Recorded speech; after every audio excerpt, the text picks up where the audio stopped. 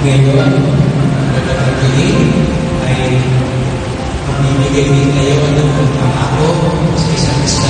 Napuno ng mga celebrities ang Quiapo Church sa kasal ni na Angeline Quinto sa kanyang longtime partner na si Nonrev Daquina. Ngayon ang kasal ni na Angeline Quinto at kanyang longtime partner na si Nonrev Daquina. Ang pag-iisang dibdib ni na Angeline at Nonrev ay ginanap sa Quiapo Church ngayong hapon ng Huwebes, April 25, na puno ng mga puting bulaklak ang simbahan ng Quiapo. Kabilang sa principal sponsor sina Dra. Vicky Bello, Lauren Jogi, Cory Vidence, Charo Santos Concho, Martin Rivera, Regine Velasquez, Boy Abunda, Dicelsa Padilla, Pinky Tobiano at Manila Mayor Honey Lacuna. Si Sarah Geronimo ang name flower girl habang si Eric Santos ang ring bearer. Man of honor naman si Vice Ganda.